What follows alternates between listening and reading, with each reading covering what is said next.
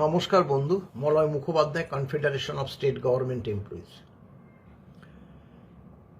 দেখুন, আগামী সোমবার অর্থাৎ 22 তারিখ রাজ্য বাজেট।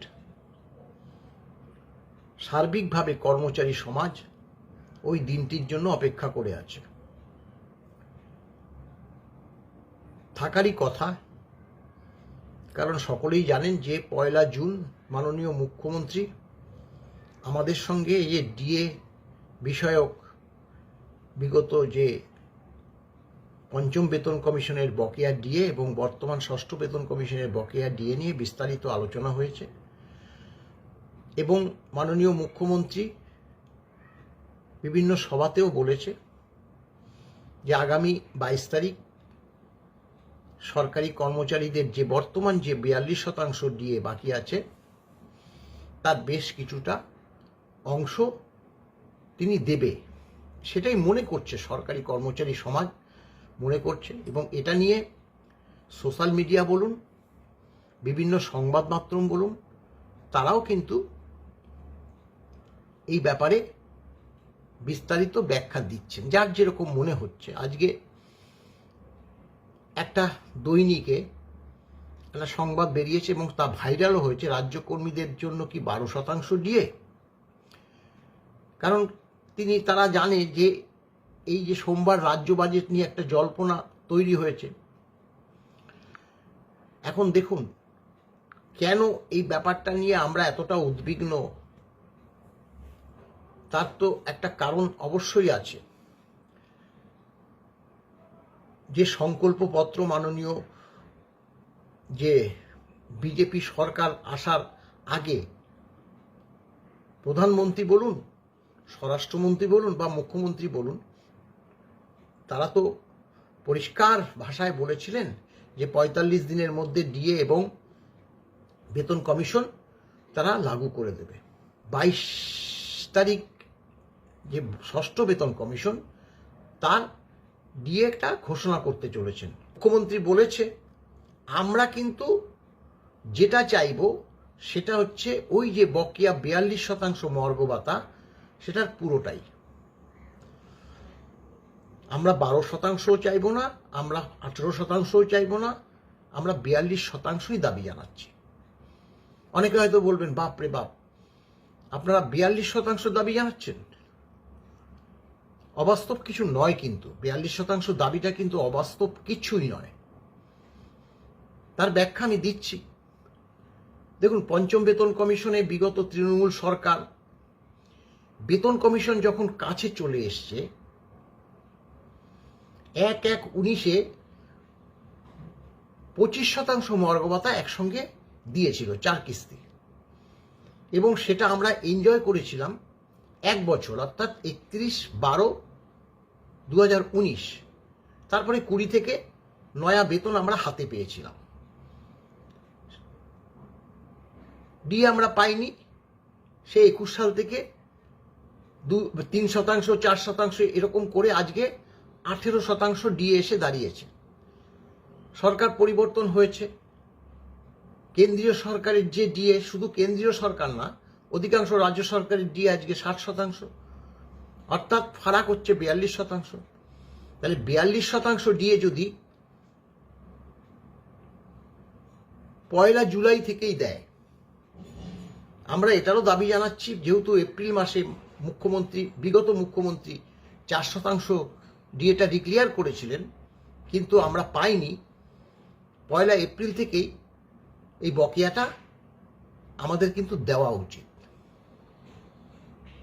1 এপ্রিল থেকে ডিসেম্বর 26, কারণ 1/27 থেকে নতুন বেতন কমিশন লাগু হচ্ছে। তাহলে 1/1/27 থেকে যদি নয়া বেতন লাগু হয়, তাহলে এই যে 60% ডিএটা বেতনের সঙ্গে মার্জ হয়ে তারপরে নয়া বেতন গঠন হবে, 0% ডিএ থাকবে। তাহলে 42% ডিএটা কিন্তু আমরা এনজয় করছি। জুলাই থেকে দিলে 6 মাস, এপ্রিল থেকে দিলে 8 মাস, আর ওখানে 25% ডিএটা কিন্তু আমরা পেয়েছিলাম 12 মাস। তাহলে দেখুন সেটা কিন্তু হরে ধরে প্রায় একই। 12 মাস 25% পেয়েছিলাম, 42% 6 বা 8 মাস পাবো। ফারাকটা কিন্তু বেশি থাকবে না। নয়া সরকার এসছে এবং 42% যদি এখন তার যদি 12%, এই যে আজকে যে খবরের কাগজের সংবাদপত্রতে প্রকাশ পেয়েছে 12% কি ডিএ পেতে চলেছে, তাহলে 12 যদি পাই তাহলে 18 আর 12-তে গিয়ে দাঁড়ালো 30%, অর্থাৎ আরো 30% বাকি থাকবে তখন। তাহলে এই 30% ডিসেম্বর মাসের মধ্যে যে কোনো একটা সময় দিতে হবে। সেটা হয়তো গিয়ে একদম যদি শেষে দেয়, পুজোর সময় গিয়ে দেয় বা অক্টোবর মাসে গিয়ে দেয়, তাহলে তো 2 মাস এনজয় করব।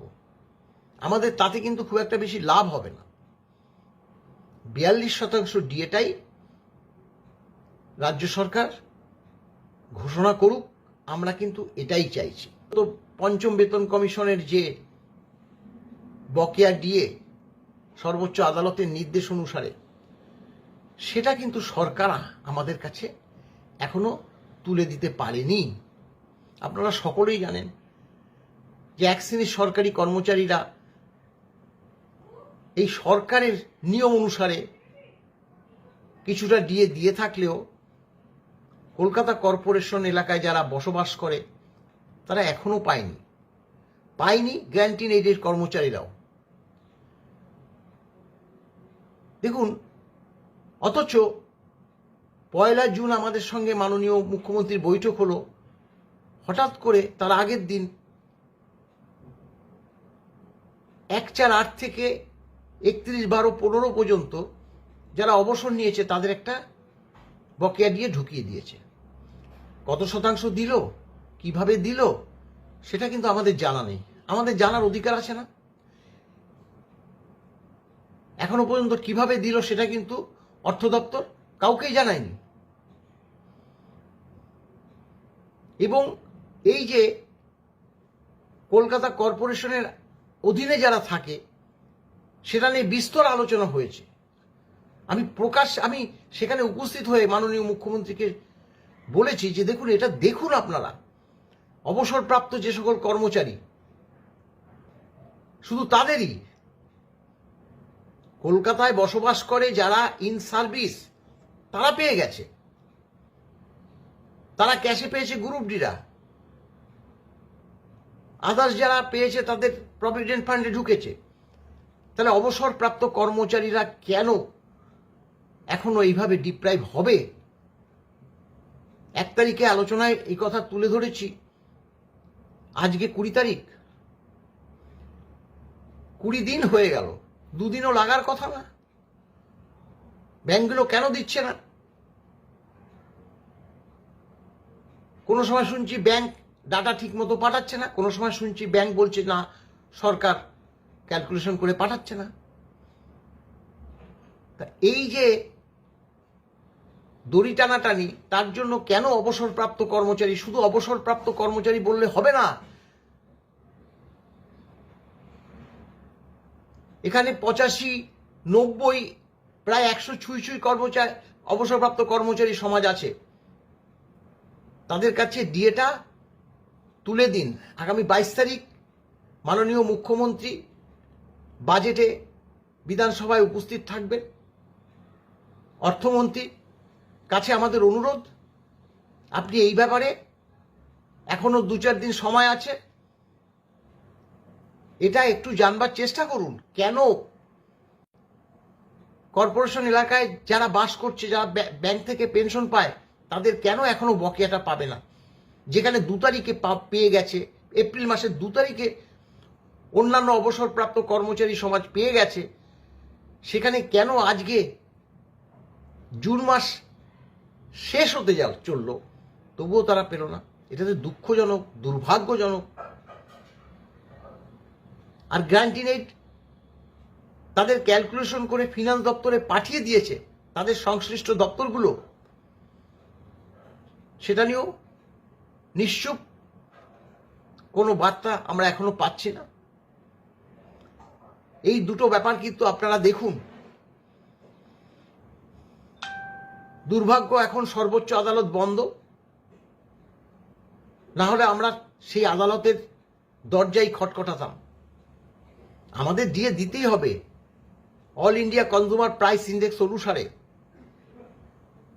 সেখানে সরকার একটা নিজস্ব এআইসিপিআই তৈরি করে ক্যালকুলেশন করে সেখানে 53-54% দিয়ে মেরে দেবে, আর আমরা সেটা মেনে নেব, তা কিন্তু নয়। সম্পূর্ণ এআইসিপিআই অনুযায়ী বকেয়া ডিএটা দিতে হবে।